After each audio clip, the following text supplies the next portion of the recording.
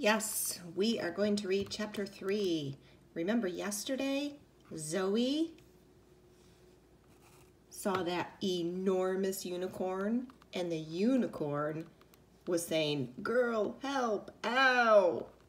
So now Zoe's going to have to help that unicorn, and we're going to see what her solution is. Be thinking about that, what she does to solve the problem to help the unicorn, so you can write about it. So we're going to read about our unicorn and germs, fixing the ow.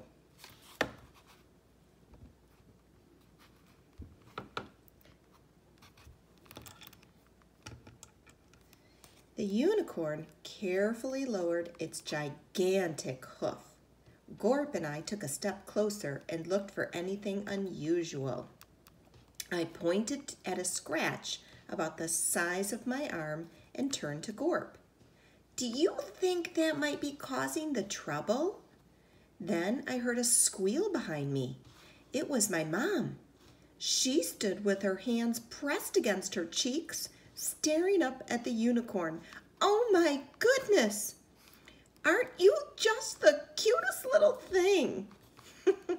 She put her, can you imagine Zoe's mom doing that?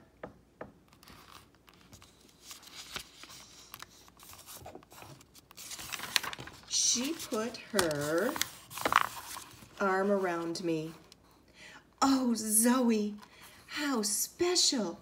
A little itty-bitty baby unicorn." I slapped my forehead. Was I the only one who didn't know the actual size of unicorns? Did you guys know that unicorns were ginormous like that?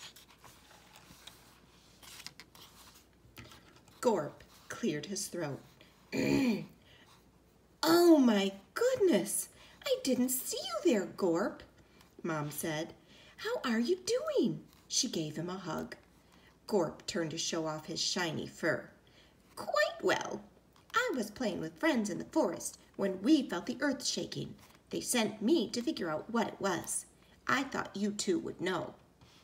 The unicorn shifted a little, and the ground shook again. "Help, please!" "Oh, sorry," all three of us called up at once. I pointed to the scratch.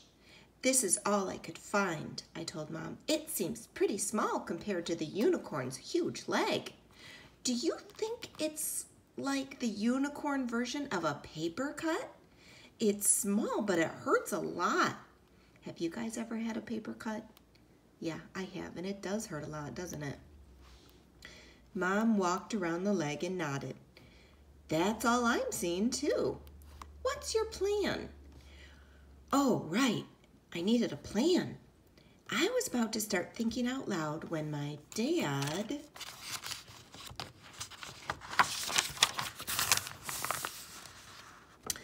opened the back door to our house. "Honey," he called. Why are so many things on the floor in here? Was there an earthquake?" Mom turned to me. "I'd better go talk to your dad. Good thing he was at the store during this. Since he can't see magical creatures, I'm sure he'd be horribly confused right about now. I know you'll come up with a great plan for how to help the unicorn. I'll be inside if you need me." "Girl see ow? How girl fix?" "I do see the scratch. It must hurt a lot. Let me go grab something and I'll figure out what to do." "1 minute." I turned to Gorp. "I'll be right back. I just need to grab my thinking goggles to figure this out." Do you remember her goggles? And where she wears them and why she wears them? Do you remember? Gorp nodded. "I should head back to my friends. They're still wondering what happened. The baby unicorn will be okay, right?" "Definitely." I stood up a little straighter. "You can tell your friends I'm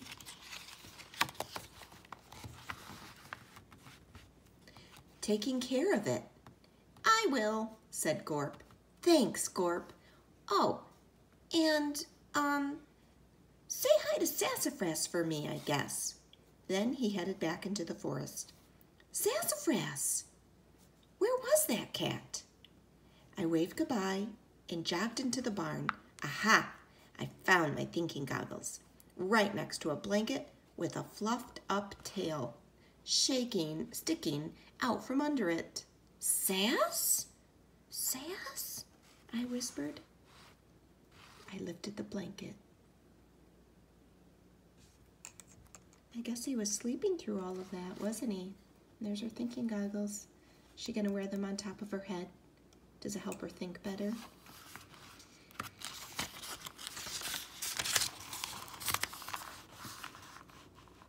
And discovered the rest of my fluffed out shaking cat.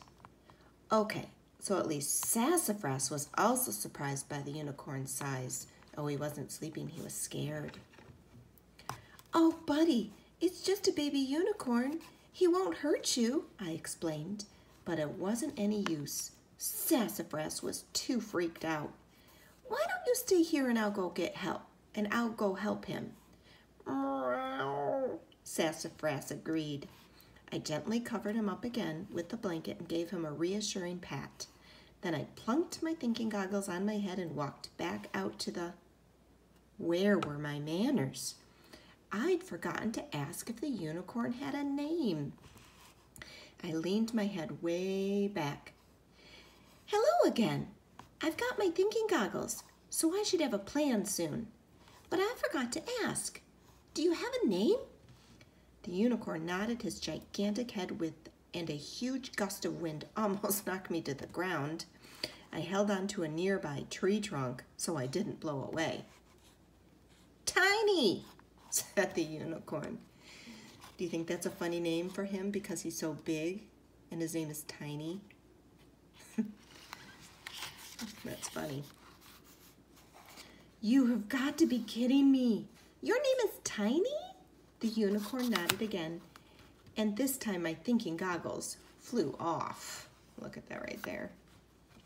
I chased them down and made a mental note to try to avoid asking Tiny yes or no questions. Nice to meet you, Tiny. I'm Zoe. Let's see here. You have a cut on the back of your leg down here. Zoe, fix it?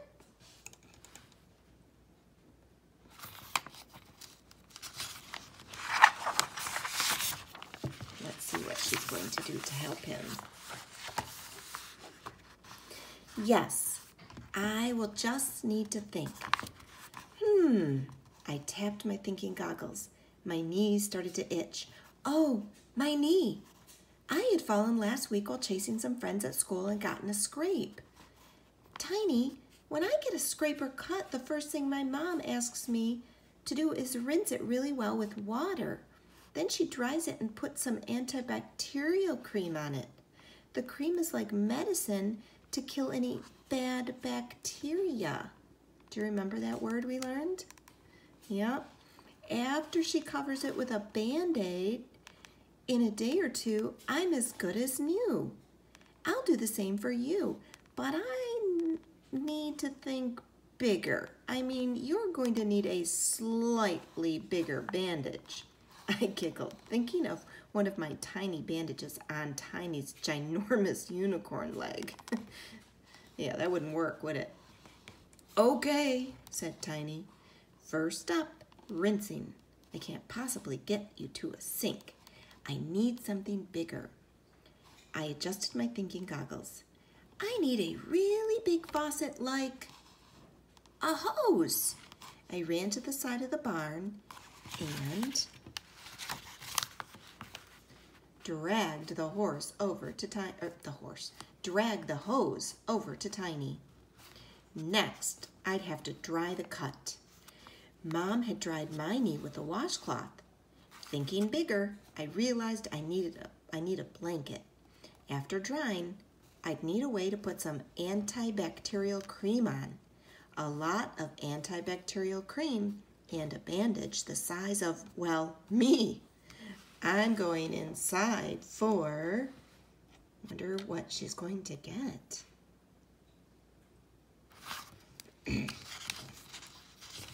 Let's see. supplies. I'll be right back, Tiny. Inside, I told my mom the plan, and she distracted my dad while I made a pile on the kitchen table. A blanket, my largest paintbrush, a large tube of antibacterial cream, scissors, rolls of paper towels, plastic wrap, and packing tape. I loaded everything in my arms and headed out to Tiny. I'm just going to spray some water on your hoof. I held the hose above my head and rinsed the cut. Cold! Tiny yelped. Almost done, I hollered. I just need to make sure I've washed out any dirt or bad stuff that could be in there. After one final spray with the hose, I dried his cut with the blanket. Next, I squeezed antibacterial cream onto my paintbrush. I stood on my tippy toes and painted the whole tube of cream onto the cut. Then I gently folded paper towels over the cut. After I took the plastic wrap and walked in circles around Tiny's leg, pulling the plastic wrap tight to hold the paper towels in place. Finally, I topped it all off with some packing tape. Okay, Tiny, I think that should help. Come back tomorrow and I'll check your leg. It should start feeling better really soon. Zoe, nice, thank you. I moved away from the barn and trees and I waved goodbye to Tiny. Then I crouched on the ground and covered my head and neck until Tiny's earth-rattling hops faded away. There he goes.